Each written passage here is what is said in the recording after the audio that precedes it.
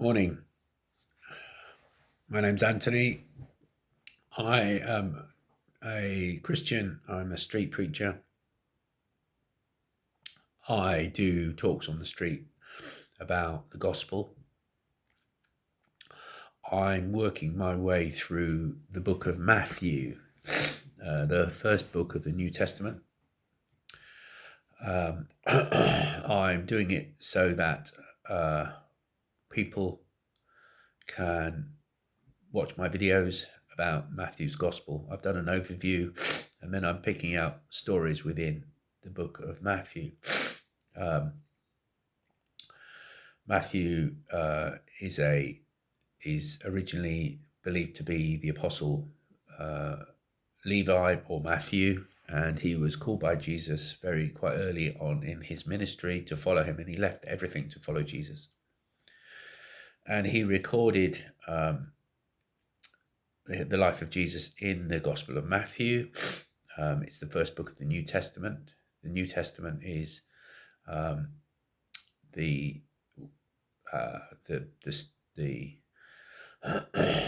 record of Jesus' life, also the birth of the church in the book of Acts, then a series of letters that are written by the apostles to the churches, and finally ending up with the book of Revelation, which is a book about the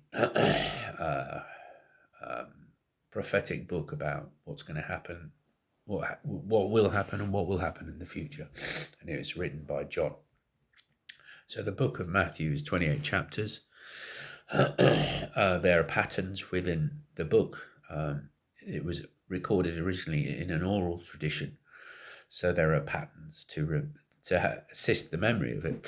And then it's been written down. So what I'm doing is focusing on stories within the book of Matthew, and I wanted to focus on the story of the anointing of Jesus just prior to his death on a cross and crucifixion and burial and resurrection.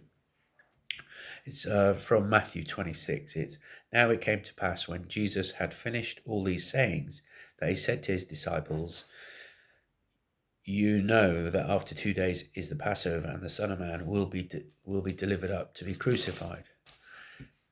Then the chief priests, the scribes, and the elders of the people assembled at the palace of the high priest, who was called Caiaphas, and plotted to take Jesus by trickery and kill him. But they said, 'Not during the feast, lest there be uproar among the people.'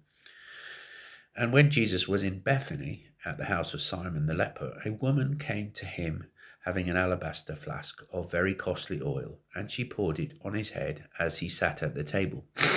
But when his disciples saw it, they were indignant, saying, 'Why this waste? For this fragrant oil might have been sold for much and given to the poor.' And when Jesus was aware of it, he said to them, 'Why do you trouble the woman? For she has done a good work for me. For you have the poor with you always, but me you do not have always. For in pouring this fragrant oil on my body, she did it for my burial. Assuredly I say to you, wherever this gospel is preached in the whole world, that what this woman has done will also be told as a memorial to her.' Then one of the 12, called Judas Iscariot, went to the chief priests and said, 'What are you willing to give me if I deliver him to you?' And they counted out 30 pieces of silver. So from that time on, he saw an opportunity to betray him." This is the story of a woman who comes to Jesus and anoints Jesus with oil before his burial. There are 2 other recordings of this story in the book of John and the book of Mark. In Mark, we learn an extra detail, which is the value is approximately a year's wages, 300 denarii. In the book of John, we realize that it's Mary who anoints Jesus, and the extra detail is the house was filled with the fragrance. And it was Judas who specifically criticized this woman.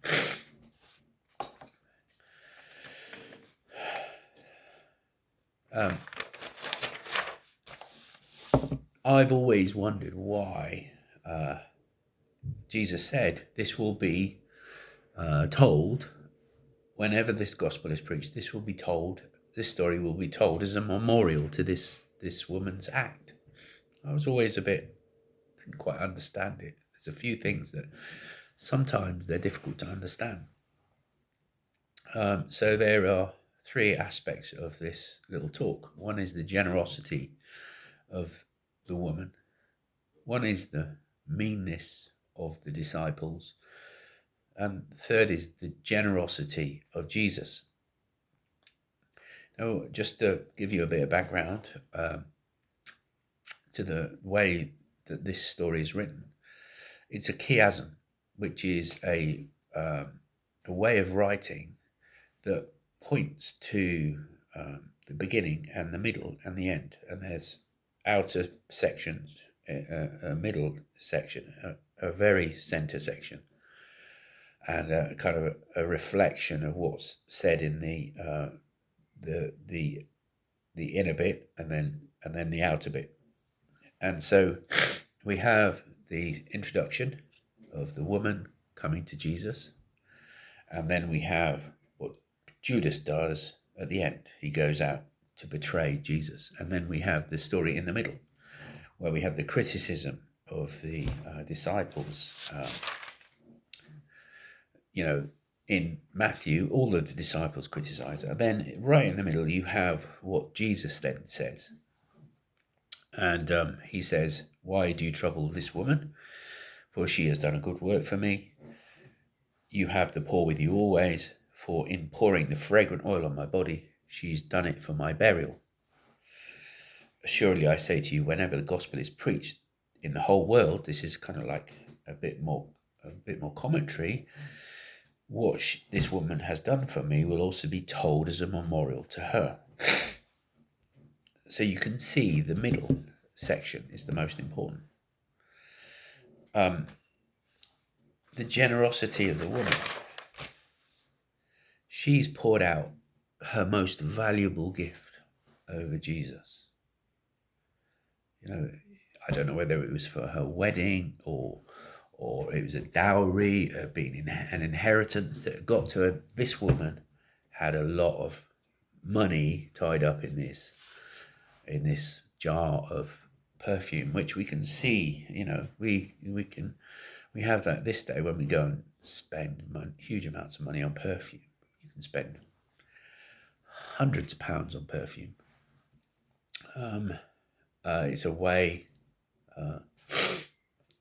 A way of making yourself beautiful, smelling nice when you come into the room. You enter into the room and people smell you as you go past. And oh, nice smell.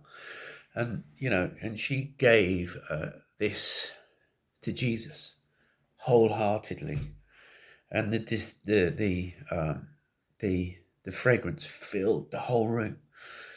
You couldn't have gone in that room without smelling, because of the generous, the powerful nature. When you get something smell that's strong, can permeate everywhere. And I would identify this as a woman came to do this. And, it's an interesting comparison. There was a woman who poured this oil all over Jesus. It's a kind of extravagant act of love. Women are kind of connected to their emotions, and they do these kind of things. Men, coming back to the next point, men are more calculating. They're more kind of like, how much was it worth? And it's revealing their hearts, and, they're criticizing her. Why this waste?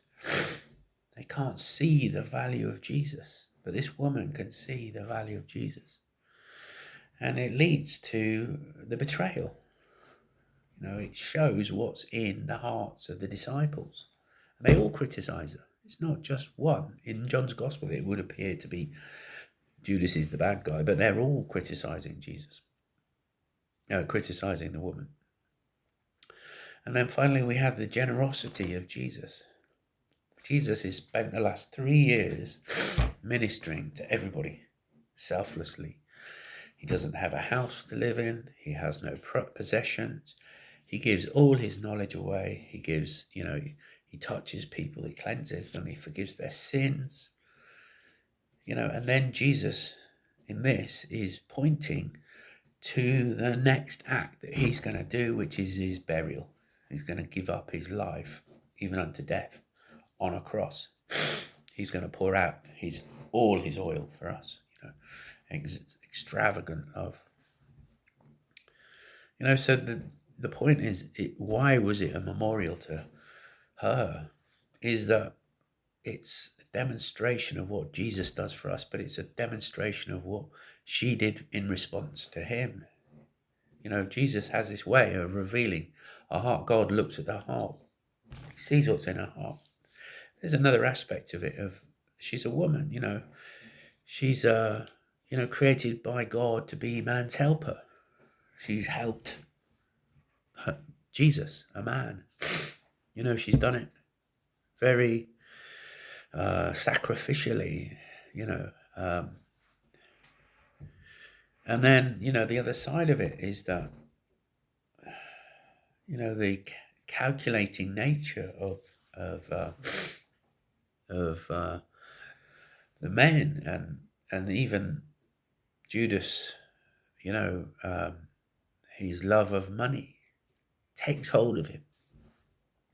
It's this extravagant waste of money, perceived waste of money, that causes him to allow the devil into his heart, and he betrays Jesus for a similar amount, 30 silver coins, a lot of money.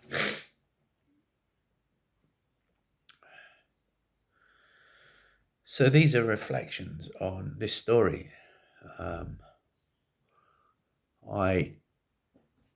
It's one of the stories. There are other stories like the faith of the centurion. I'm trying to bring a little bit of teaching from the book of Matthew, what I can learn and what I can share with other people. As I say, it's a chasm. It's a structured bit of writing that enables you to remember the story, but the most important bit is in the middle. The generosity of the woman reveals the hearts of the men. Her exuberant love is a memorial to the gospel being preached. Interestingly, she was Mary. Coming back to the point of, in John's gospel, she's identified as Mary, Martha's and Lazarus' sister, who knelt at Jesus' feet when Jesus came for some food. She knelt at Jesus' feet and cried when Lazarus died. And as a result of that love, there's possibly a connection between Mary and Mary Magdalene. We don't know, but the early church seemed to think there could have been a connection. So what's our response? Are we calculating like the disciples? Are we gripped by money? Does it hold us? And we're going to betray Jesus? Are we going to be like the woman who's going to pour out his love? This story has been challenging me. Where is my treasure? Is it in heaven, or is it in my possessions, my bank account? They say the last thing that gets converted is your bank account, is your wallet in a person. And yet there's freedom to give. Freedom. It says, store up treasure in heaven. Okay, I hope that's a blessing to people. As I say, it's from the book of Matthew. It's towards the end.